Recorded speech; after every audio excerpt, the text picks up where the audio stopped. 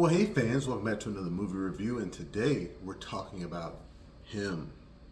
So before I get to the rest of the review, I'd like to thank the sponsor for this video, MoviePass. So MoviePass is back and it's better than ever. It's a subscription-based ticketing service, and I've been using it for a few months now, and I just think it's great. And they have this neat new black card, and it feels great, and it's very easy to use. And unlike your AMC A-List or your Regal Unlimited, you can use MoviePass at almost any theater, and it is very simple to use.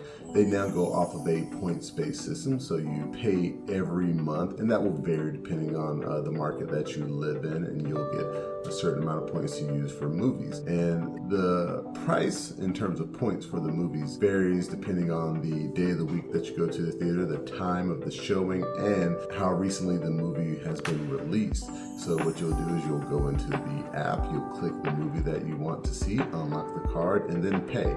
You can also pick the online option for just a few more points if you don't want to wait in line.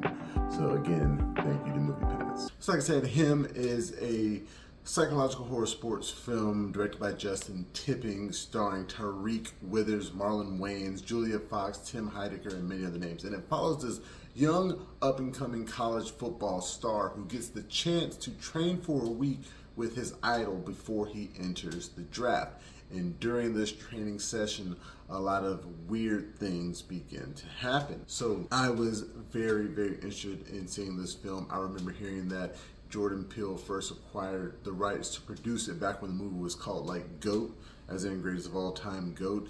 And I was thinking of the fact that, wow, a horror film based in sports where the main character is training with this older guy who's retiring, what angle are they going to take? And I was assuming it was going to be like, oh, well, the old guy's just going to like snatch the young guy's body so he can continue playing, and that is the cycle they're going to do. And it ended up being nothing. It's kind of like that, but not really. So again, as it moved forward through the process, it became known as Him, and I was enjoying the cast that they brought in. And overall, the film does not live up to its title. Now, judging off of the things that I really do like, Tyriq Withers, that kid is a great actor. I've enjoyed him ever since I saw him in that episode of Rich Wigga, Poor Wigga of Atlanta. And in watching this film, I actually found out that dude is 6'5".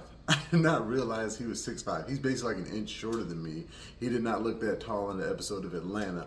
And also, he used to play college football like Florida State. He won like a championship or something. So that's great. I really enjoyed his performance, his portrayal as an athlete who really might not love the sport as much as the people around him want him to, the internal struggles he's having with continuing to play this, to take care of his family, all the things that a lot of black athletes deal with, coming from poor situations and needing to, or feeling that they need to make it to play professionally to either make their family proud or to get their family into a better situation.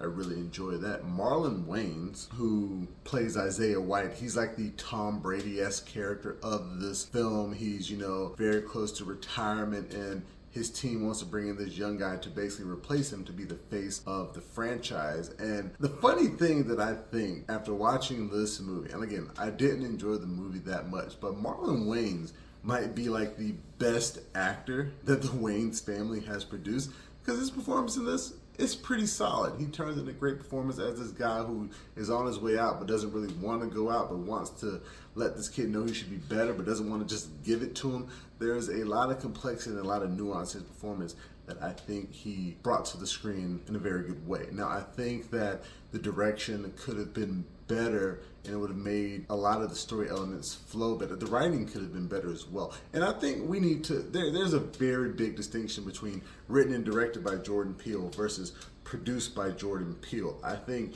he chooses these scripts because they sound great, and then he chooses a director who he wants to give a chance, but it doesn't always turn out well. And I'm not sure if he doesn't really have his finger in the pot as much as he should, because I think he could probably help these guys make better films. The same thing when they had that Candyman remake a couple years ago by Nia DaCosta. I think he could have been a little bit more involved in that too. And I think that movie is better than this one, but they're both not as good as like Us or Get Out or even Nope. So more positives about the movie. The soundtrack is a banger. The soundtrack is a banger. The music they got playing throughout this is great. Some of the effects they use for when these guys are hitting each other, and it switches like a Mortal Kombat X-ray type situation. I really did enjoy that, and I liked the world that they set up. But like overall, I just don't think the story worked. There's a lot of plot holes that are kind of left dangling, things that don't make sense. Sports movies in general, when they're a professional sports movie, if it's not sanctioned by the NFL, meaning it has to be like a true story, they're not going to give you the rights to use NFL teams. So you have this league that is unfamiliar. I forget the name of it even. And these teams, like the team that Isaiah White plays for and that Cameron is auditioning for, it's called the Saviors. And there's like a few other teams that they mentioned. It's like, these aren't real teams. We don't know these teams, so we have no connection to them. And I think in terms of basketball, football, these major sports teams, they're better when they're portrayed as like high school players or college players. You can make up a college, you can make up a high school, and it still will be fine. So I think maybe for this story, they probably should have focused more on him still being in college and having that team. But as a horror, which again, in the movie, is not even really that scary, more like a psychological type thing going on. I mean, if you're into horror, it is spooky season coming up, check it out. But otherwise, I'd wait for it to hit streaming or whatever. I just wish they had taken a little bit more time to polish the script and get a better story. Because there's a good story in there somewhere. There is a great story in there somewhere. But some of the plot points, you're like, man, they just had a couple more drafts of the script. They really could have nailed it. So in terms of a score, it's hard to say this, but I'm going to give it like a bad 4.5 out of 10. And that's only because it's not,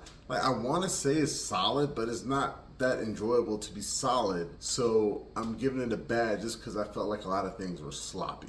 I'd like to thank you guys again for joining me for this movie review. Remember, you can find the full review on YouTube and the website, flipfrogllc.com/FlixFrog. You can find us on Facebook, Instagram, Twitter, and Reddit. And please, pretty please, make sure you like, share, and subscribe. And until next time, I'll be seeing you.